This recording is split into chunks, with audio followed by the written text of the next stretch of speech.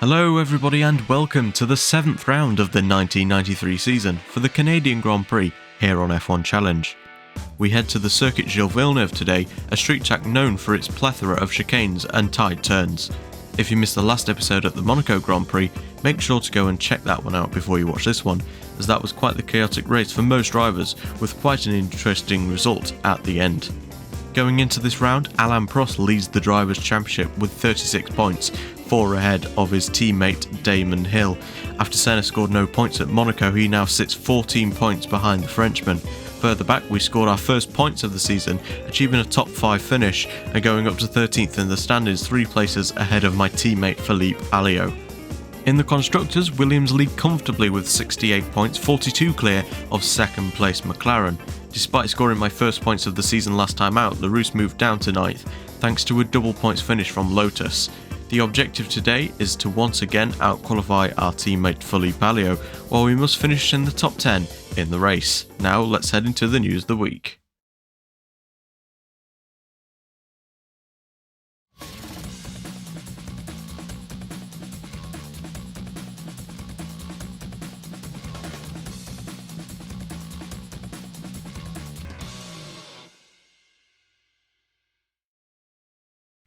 Hello and welcome to the Canadian edition of the News of the Week, where we start off with Jaden Harrison. That's me.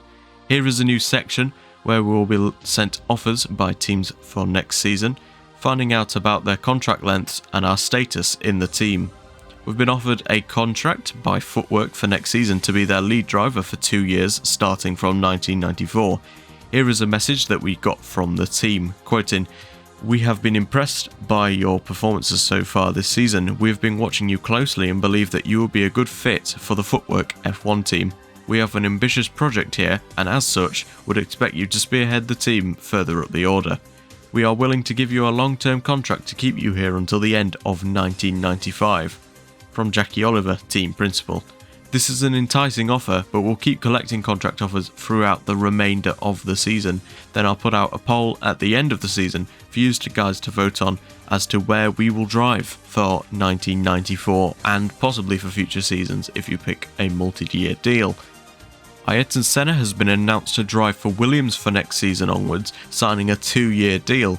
The Brazilian has been tipped for several seasons to make the move from McLaren, but the timing has never worked until now. The Brazilian has stated, "It feels great to finally get this move over the line. I'm very excited to begin this new chapter in my career." With Senna's departure, that leaves massive shoes to fill at one of the best teams on the grid, which allows for speculation on who will take that seat at McLaren. Riccardo Patrese returns to driving duties with Benetton due to missing the past 2 rounds thanks to injury. The Italian had a sizable crash at the San Marino Grand Prix, leading to him being sidelined. The 39-year-old has had a terrible start to the season, finishing only 1 race all season, and has slumped down in 14th in the standings. He'll be hoping for his fortunes to turn around and to help Benetton's efforts in the Constructors. Onto the upgrades now, where Benetton fetch yet another upgrade package, reducing their front and rear wings drag, as well as new materials for the gearbox in an effort to reduce the likelihood of such failures. The Italian team have been one of the most inconsistent this season, and will be looking to get their season back on track to catch the likes of Ferrari and McLaren.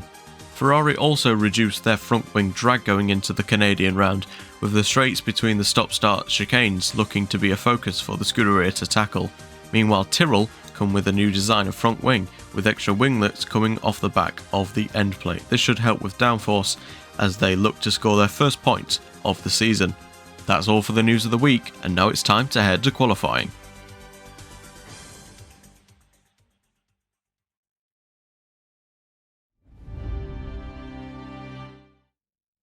Hello and welcome to qualifying day for the Canadian Grand Prix, where the sun is shining and the temperatures are soaring. We're almost at 40 degrees Celsius for this session. As we can see currently, Riccardo Patrese holding down pole position on his return to the sport. As we come now into the middle sector, we make a little mistake on our outlap, which wasn't great to see. Fortunately, it gives us time to let through our teammate Philippe Alliot, as there we see Michael Schumacher taking pole position from his teammate. It seems that Benetton are looking fairly strong with that new upgrade package as we now begin our first lap in the qualifying session.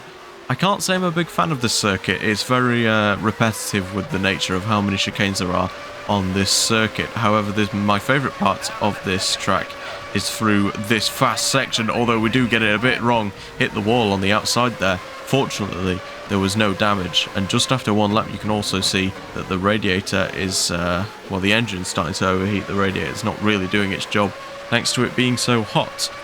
As we now complete our first lap, it's a 22.3. That's not a very good lap at all, and we certainly need to improve on it if we want to have any form of a good qualifying session.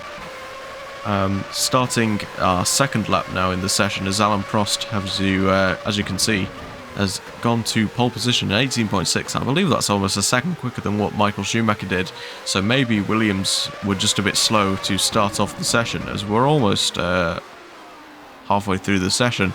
That's me going wide there through the hairpin in the second sector there, coming up to the second sector split, and we are 3/10 up despite that mistake, so we are looking forward to a decent improvement, although for some reason that's been counted as a cut track. I don't know why, but we'll just have to go for another lap straight after this. We'll have to be wary of that in the race as well, to make sure that we've not being caught out from that.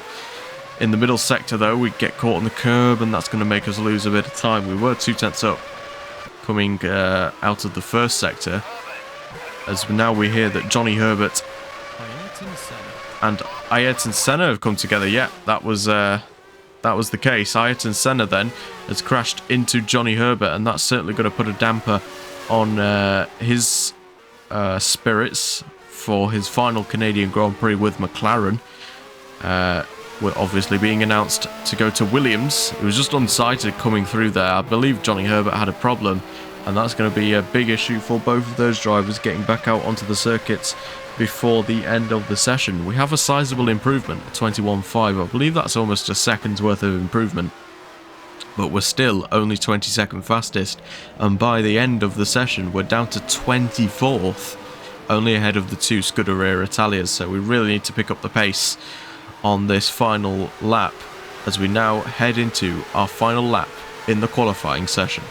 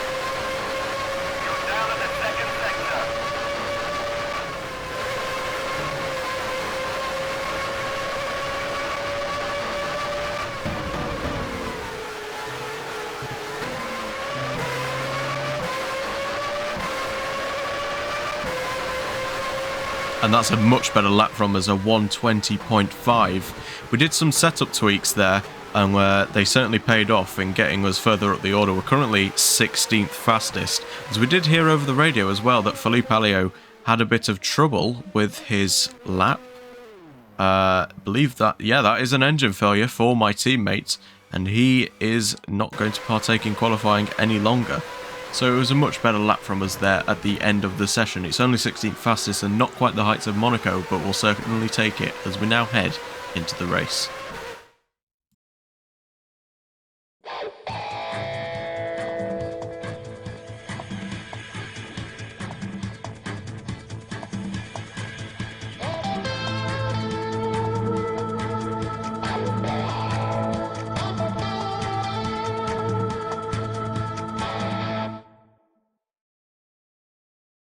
Hello and welcome to race day for the 1993 Canadian Grand Prix, where once again Williams are on the top in qualifying. Alain Prost starts from pole position, 4 tenths ahead of his teammate Damon Hill in a Williams front row lockout. It's a Benetton second row lockout with Michael Schumacher 4 tenths ahead of his teammate Riccardo Patrese, who returns from injury for this Grand Prix. A respectable result from the 39-year-old. Gerhard Berger outqualifies his former teammate Ayrton Senna.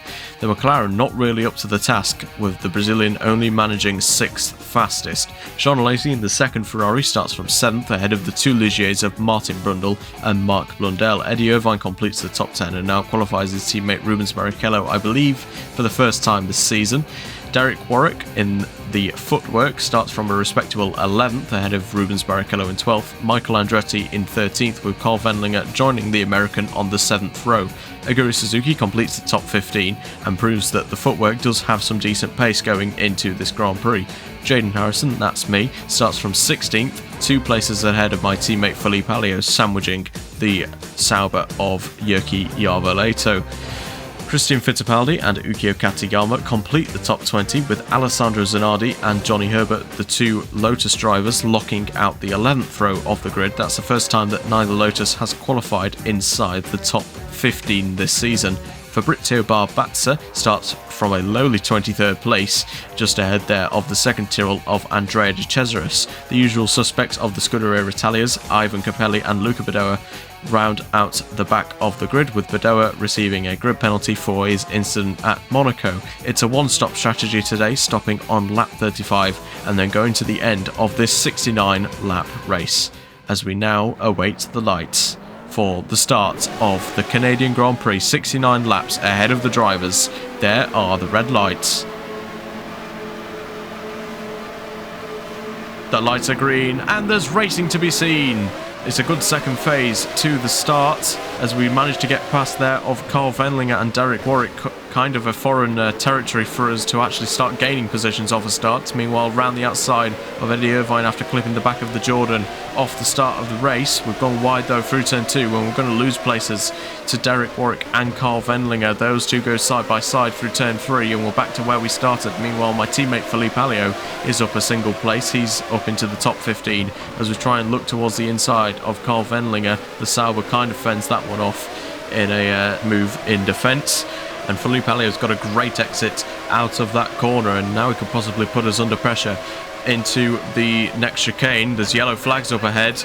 Oh, and that's a complete roadblock. Carl Wendlinger's gone spinning round, and we've gone across the grass. We've clipped a certain jump, and Michael Andretti's collected us in the incident. Somehow, by the miracle of all miracles, we've not received any damage from that. Somehow, very lucky to get away with that, as we now look on board with Riccardo Patrese looking towards the inside of his teammate Michael Schumacher, and he's clipped the back of the German and caused absolute carnage behind. There's a McLaren there losing the front wing. Carl Wendlinger goes spinning round. We tried cutting across the course to try and avoid any incident, and in that we've just caused another incident instead, being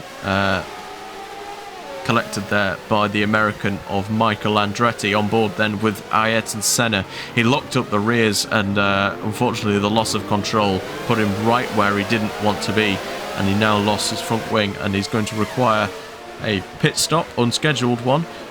Carl Wendlinger meanwhile was looking up the inside of Derek Warwick and had nowhere to go round the blind corner, collecting Eddie Irvine, and the Ulsterman will be out of this race following his rear wing being knocked off by the Austrian. Meanwhile, leading us out the first lap, it'll be the pair of Williams. Alain Prost leads the way ahead of his teammate Damon Hill in second place. Michael Schumacher is currently running in third ahead of Gerhard Berger. The first Ligier of Martin Brundle in fifth, with Jean Alesi in the second Ferrari completing the points.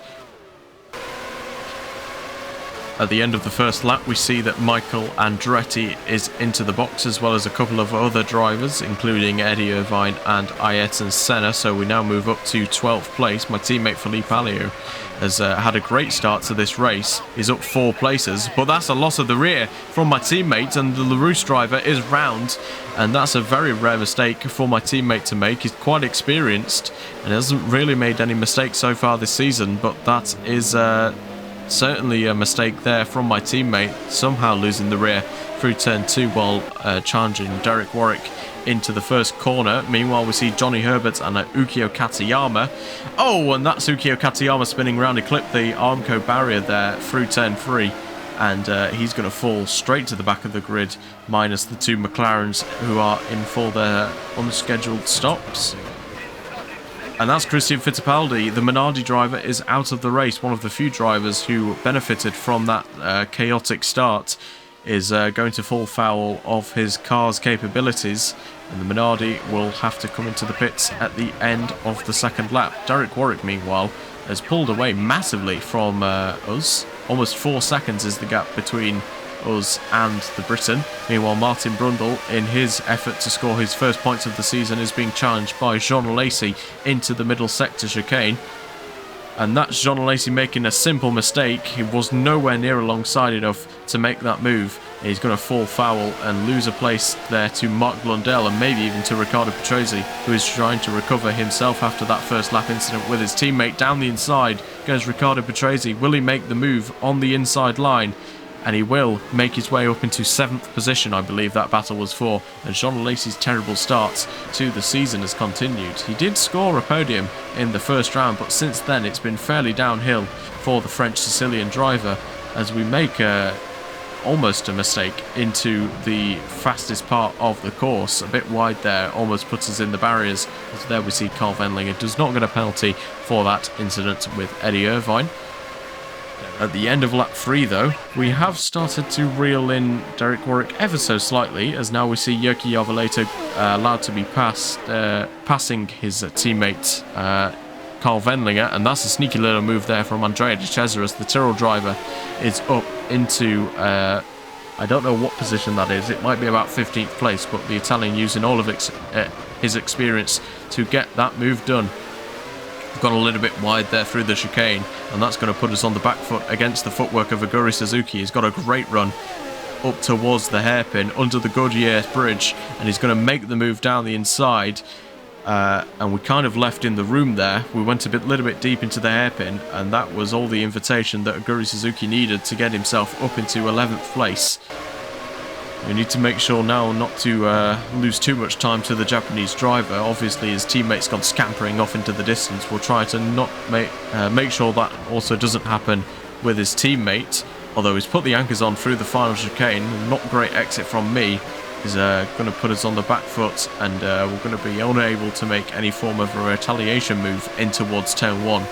And I realised that Philippe Alliot was quicker than me in the opening part of this stint, so I just decided to let him through and see what he could do against the Japanese driver of Aguri Suzuki. Riccardo Patrese, meanwhile, looking towards the inside of the Ligier of Martin Brundle. There's contact between the two of them, and is looking to recover the places that he lost off the start. It's clear that the Benetton has pace, and is looking towards the inside of Martin Brundle. An easy move in a similar sort of fashion to what he did to Jean Lacey, and he's up into the points. Speaking of Jean Lacey, he's looking towards the inside of Rubens Barrichello. That move was never going to work, Jean. And he's pushed the Jordan round, and he is up in another position. I believe that was the move to put him up to 9th place. Meanwhile, Derek Warwick's looking down the inside of a flustered Rubens Barrichello. There's contact between the two of them at the hairpin. Luckily, no damage dealt. And Derek Warwick will stay behind for now, although he does look very feisty in this Grand Prix. And so does footwork in general. They look very quick in this race, as Jean Lacey's not being given a penalty for his incident there. Lap 13, and Alain Prost has already caught up to the back markers. The back markers being the two McLaren, surprisingly. With those unscheduled stops that they have served. They are right at the back of the field, just behind the Tyrrell of Katayama and the two Scuderia Italias, but Prost is slowing, and that's allowing Damon Hill to get up in front of his teammate, and Damon Hill takes the lead of the Canadian Grand Prix. Whether that was a mechanical problem or not, I don't know, but it seems that Prost has got going again, and Prost has lost his position to his teammate, strangely enough. As you could see there, the gap over the lap between me and my teammate went from 0.9 to 1.9 seconds, but fortunately through the final set of chicanes we are a lot faster than the AI, and now we're all over the back of our teammate Philippe Alliot, just 3 tenths back, so we gained 6 tenths on our teammate there. 21.1 is our fastest lap of the race so far. but we weren't close enough to make a move. It's been a fairly quiet race for us. We've not really had anything to do apart from just circulate in the air that we've been given. Meanwhile, Alain Prost boxes from second place. Lap 17 is an early pit stop, suggesting he could possibly be on a 3-stop strategy in this Grand Prix.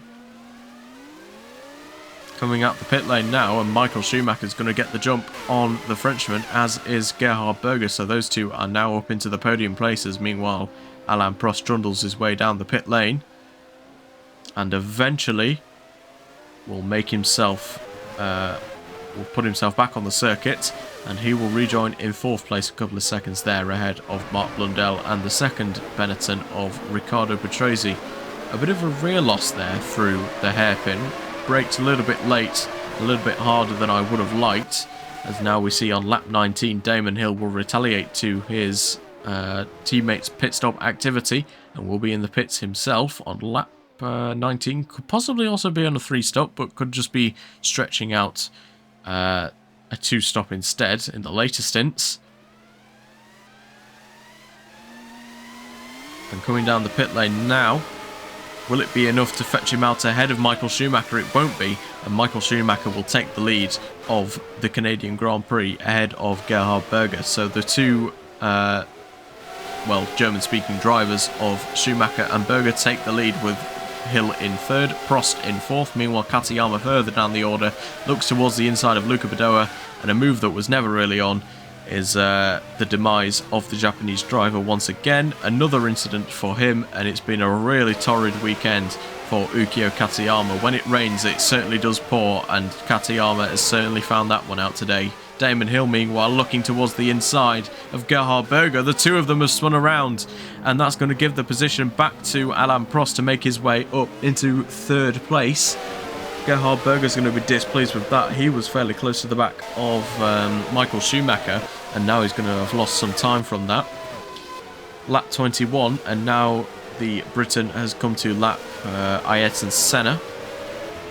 Been a terrible weekend for Alliot and Senna in this Grand Prix. Oh, and that's contact between Alliot and Senna and Damon Hill. Senna's weekend has gone from bad to absolutely terrible. Let's see what happened.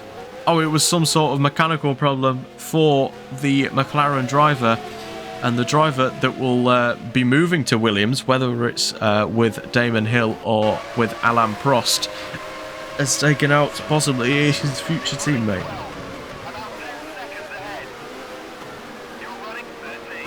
As Damon Hill has not been given a penalty for that. Aguri Suzuki has rejoined, meanwhile, right behind us after his first stop.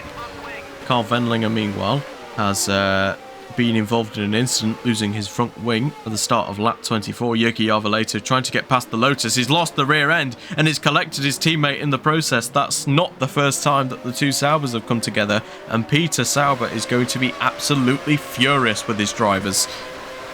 They're just bottling chances every single point that they can at Sauber lately, and maybe it's going to determine who will be at the team for next season. Obviously, silly season has already been kicking off, with Alliot and Senna moving to Williams. As we can see, a third way through this race, Michael Schumacher leads from Alain Prost and Damon Hill completing the podium. Martin Brundle is in 4th place, followed by Rubens Barrichello, also who is yet to stop like the Briton.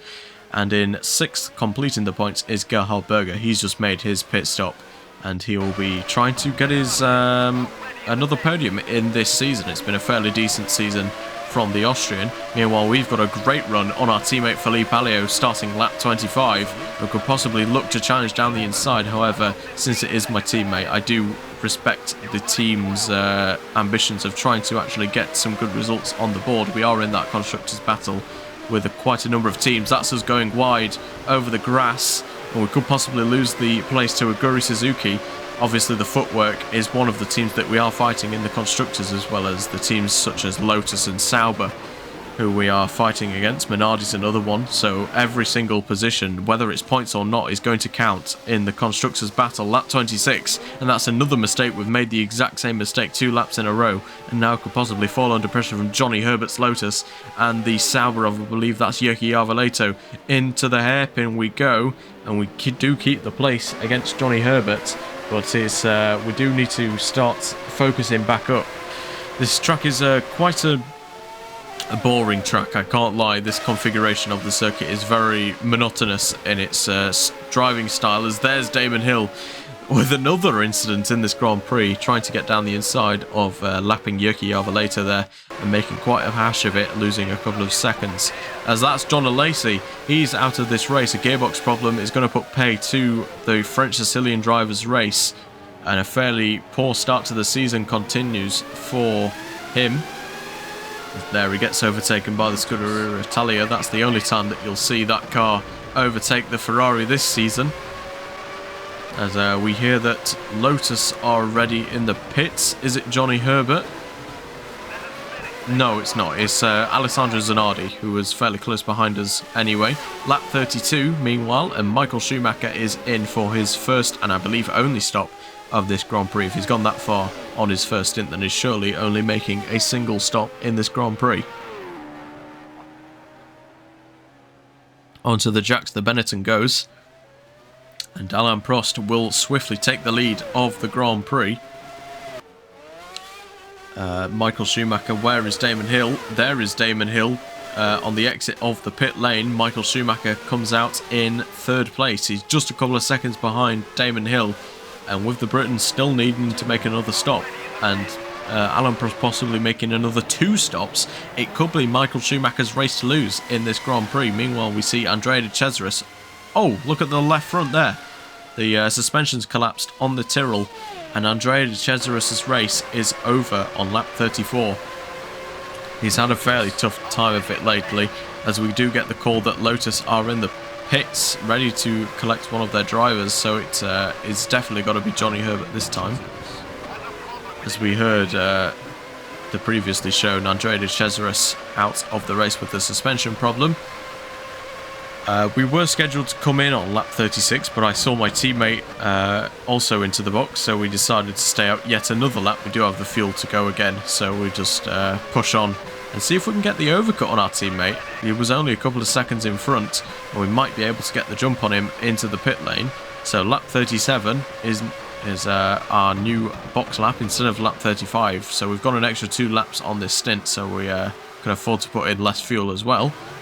An 8.3 second stop there from the Larrousse boys. Not a bad stop at all. It was a good stop. It was a fairly good stop, all things considered. Michael Andretti will go through up into the top 11. We don't have to worry about him. He needs to make another pit stop in this race, I believe. He's on a recovery drive from the back of the field. There's Philippe Alliot coming out the pit lane, and we've got ahead of our teammates into turn 1. As the yellow flag. Oh, Philippe Alliot is... He's lost a load of ground there. He's lost a place even there to Circuit Gilles Villeneuve's Sauber. So let's have a look what happened to my teammate. And once again, through turn 2, my teammates lost the rear of the car, strangely enough. And that's going to put us under no pressure from our teammates. And now we are up into 12th place. We've jumped a fair few drivers there, I believe, in the pit lane, because Johnny Herbert was right behind us after that pit stop, as we're trying to let through the leader. But for some reason, they're really making this hard for us. That's Alain Prost. I'm really trying to let him through, but in such a way that we don't lose out the place to JJ Leto, and we do so in... but unfortunately, we're going to possibly fall under pressure now from the Sauber driver. Fortunately for us, that there's a Ferrari right behind him, so he's forced to let the Ferrari through. We do go deep through the hairpin as well, but fortunately for us, the Finn can't do anything to try and get past us. When the Ferrari came to Trom and lap us, Circuit Gilles Villeneuve was far enough behind that we could easily lift off and let, I believe that's Gerhard Berger through. It must be Gerhard Berger. Sean Lacey's out the race. Lap 40 now, and JJ Leto's now all over the back of us once again, and we could possibly fall under pressure here into the next chicane. I don't really know what these corners are called, so I just call it the chicane, and then realise every single complex on this track is just a chicane. But yeah, we do stay ahead of Circuit Gilles Villeneuve, but for how much longer? He looks to the outside, into the hairpin. Can we fend him off? We've gone a little bit deep there into the hairpin, and he's going to pull alongside, going in towards the fastest section of the track. He realises that it's not really a place to overtake, and he backs off, and we keep the place for now, 11th place. Meanwhile, Aguri Suzuki does need to make another stop. We've just heard over the radio, meanwhile, that Fabrizio Barbazza has lost his front wing, fighting Alessandro Zanardi. The two of them have just gone spinning around, and that is going to be another incident at that corner. The Lotus driver is not moving. Now he's moving. Oh, and that's Barbazza has lost his front wing with the barrier, not even with the incident with the other car. That's a very embarrassing incident there for the Minardi driver. There's yellow flags right behind us, as we also hear that Damon Hill is into the pits from the race lead. So his second stop, it might be his final stop in this race. He's in on lap 41. And coming down the pit lane now, Michael Schumacher, there he goes, and he will take the race lead. He's now got 28 laps to keep Damon Hill behind him.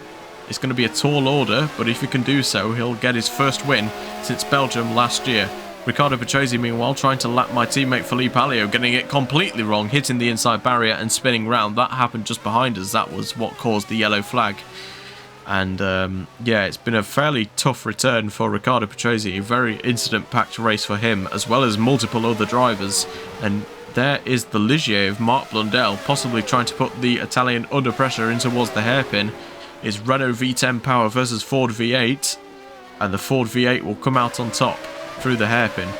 Meanwhile, for us, we're still under considerable pressure from Jirki Arvoleto. He could possibly make a move there into the chicane. Fortunately, he doesn't, as he's seen how many more mistakes other drivers have made into that corner. Meanwhile, he's got a great run into the hairpin. Will he look to the inside? He does look to the inside. Very late. He's made contact with us and he's spun himself round. I don't know what JJ Leto was actually planning on doing there, but he's caused an absolute roadblock involving my teammate. As you can see on board with me, I was just completely confused by it. Like, it was a complete desperation attempt there from the Finn.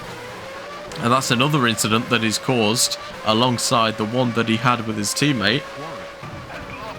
As Derek Warwick's lost his rear wing, the terrible season for Derek Warwick continues. He was fighting for points in this Grand Prix, and that's Rubens Barrichello coming into the pit lane. It's completely swiped the back of the footwork, and the British driver's race is going to be over and done with. It's quite a shame, because Derek Warwick has driven great all year, but he's just never found himself with any luck in this season, and that's... I can't speak anymore. Rubens Barrichello is also out of the race. Engine failure for the Jordan driver, the Hart engine, going up in plumes of black smoke, and he's going to be out of this race. Now on lap 45, we're now falling under pressure from Michael Andretti, who is now right behind us. We move up to 9th place following his Rubens Barrichello's retirement, of course, as there goes Alain Prost trying to make a move down the inside of Michael Schumacher, and he makes his way into the lead, but of course he needs to make another pit stop in this Grand Prix. I'm sure Michael Schumacher isn't going to mind, although he is planning to try and look down the inside of the Williams driver. Obviously there's no way to get through there. And Jirki Arvoleto has been given a 10-second penalty for his incident, as has Rubens Barrichello. The Barrichello one isn't going to matter much, though. He's already out of the race, so it's probably going to be converted into a grid penalty for the next Grand Prix. We've got Michael Andretti all over the back of us, in towards the hairpin. Can he make the move? He's looking towards the outside, switches it to the inside, just like how Jirki Arvoleto does. Fortunately for us, he doesn't make the same mistake as the Sauber driver. As now we're being clapped by a Ferrari. That's Gerhard Berger, the only Ferrari left in the race. We'd let him through eventually. There we go. And fortunately, we do stay ahead of Michael Andretti, because he lost quite a bit of time from that incident as well. Michael Andretti now is all over the back of us on lap 50. He's putting the pressure on in the bucket load right now. He's all over the back of us. I don't know how many times I have to say he's all over the back of us. He is all over the back of us. Down the inside goes Michael Andretti, and he biffs us out the way there into the hairpin. And that is a true American-style move there from Michael Andretti, and he makes his way up into the top 9. You can see it on board with me. I was quite surprised with how aggressive that move was, but the McLaren makes his way up into 9th place. Meanwhile, Alain Prost on lap 51 makes his way up into the pit lane. This will be his final stop of the race, 18 laps from the end. We'll see where he is able to come out. Michael Schumacher now coming down the main straight, and he will take the lead of this Grand Prix. How far behind, though, is Damon Hill? There is the Briton. He's only a couple of seconds behind Michael Schumacher. Meanwhile, Alain Prost is quite a way behind. He's going to be about 10 seconds behind the race lead coming out the pit lane. So he's got his work cut out if he wants to win this Grand Prix. Johnny Herbert, meanwhile, is caught straight up to the back of us following Michael Andretti getting past. And the Lotus driver once again challenging us. It's like the 4th time that we've battled Johnny Herbert late on in a Grand Prix. And it's going to be time for Johnny Herbert to try and get past lap 55. We've made a bit of a mistake through the chicane, and that's going to put Johnny Herbert on the front foot going in towards the hairpin. Can he make the move towards the inside? He's going to try it, and he does get down the inside and ahead of us, but we've got the slipstream. In the slipstream of the Lotus now, looking towards the inside. It's a very dangerous place to make a move. We brake earlier, put him on the switchback, switch again, and that's a brilliant move to get past Johnny Herbert. I was absolutely ecstatic with that move. Let's have a look at a replay of that. It was an absolutely fantastic move from us. We put Johnny Herbert in a false sense of security and where we were going to go, and we did the switchback on him, and that was a fantastic move on us, on Johnny Herbert, and we stay in 10th place for now. And I gotta say, a 10th place overtake has never felt so gratifying. Lap 57 now, and Damon Hill is putting pressure on Michael Schumacher like his life depends on it, looking towards the inside into turn 1, and there's contact between the two of them. Not quite. The German holds him off for now, and Damon Hill can't quite get through on the German, but it's only going to be a matter of time until the Benetton has to relinquish the race lead. 12 laps to go, of course, and I don't think he's going to be able to do it for much longer. Later on in the lap, they're side by side through the chicane that's caused so many incidents. There's contact between Michael Schumacher and Damon Hill, but can Damon get in the slipstream and get a good run in towards the hairpin, looking towards the inside? Damon Hill's going for it. He's sent it from a long way back, and he's into the lead of the Canadian Grand Prix. A brilliant move there from Damon Hill, and he makes his way ahead of Michael Schumacher. As Ivan Capelli has got a suspension problem. There's the Scuderia Italia over towards the side of the road.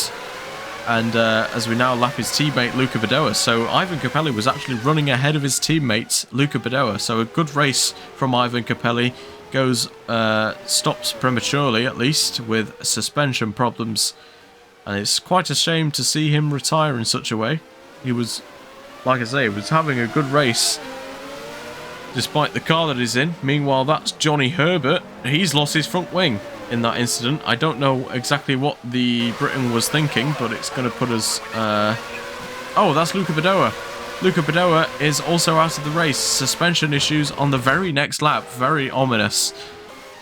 Hearing about that with the same team so close to each other in the race, and it's almost at the same corner as well. A very weird incident, or set of incidents for Scuderia Italia. Oh, Gerhard Berger. He's lost his rear wing, so Gerhard Berger's out of the race. So 2 races running, Gerhard Berger has retired with just a handful of laps to go. That's a massive incident for Gerhard Berger, driving without brakes into the concrete barrier, and he is going to be out of this race. Hopefully he's all right. And Yuki Arvelato as well. Yuki Arvelato, just like in Monaco, is also out of this race. So Berger and Yarvelato out of this race. It's quite ominous to see such a weird set of incidents happening again. We'll have a look at what happened to Yuki Yarvelato. It's a brake issue into the hairpin, and that's going to put pay to the Finns race. A very, very chaotic race for the Finn. Meanwhile, Damon Hill will go through the final chicane for the final time, and he will come across the line to win the 1993 Canadian Grand Prix. Meanwhile for us, it'll be a solid 9th place finish and another decent result for the team. Philippe Alliot also completing the top 10, and it's a fairly decent day for Larrousse.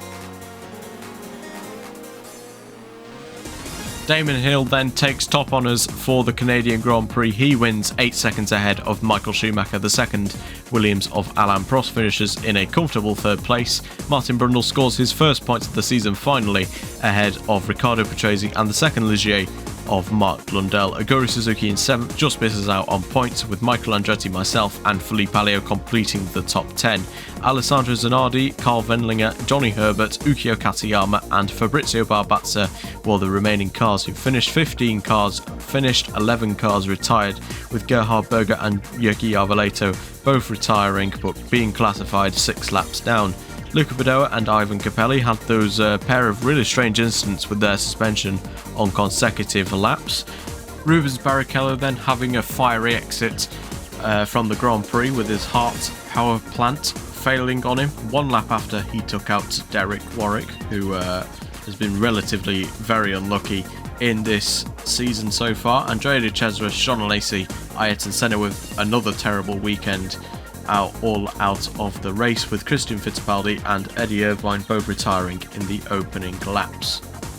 What does this mean then for the Drivers' Championship? It means that Damon Hill retakes the lead of the Drivers' Championship, 2 points ahead of his teammate Alain Prost.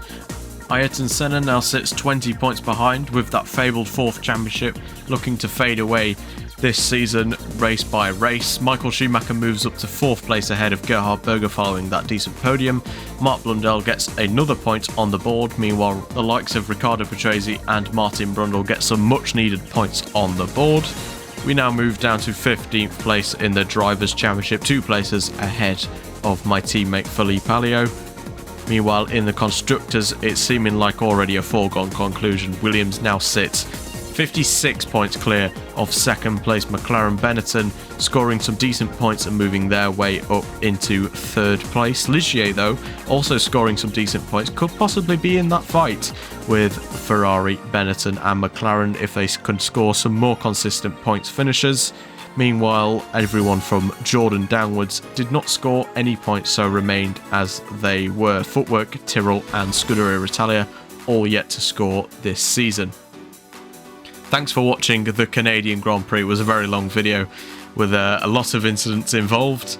If you liked the video, make sure to like, subscribe and make sure to turn on the notification bell so you know when videos go live. They go live every Thursday at 6 PM UK time. The next race, meanwhile, is going to be the French Grand Prix at Monaco, Alain Prost's home Grand Prix. We'll see if he can take back the championship lead. That's going to be all from me in today's video, and goodbye.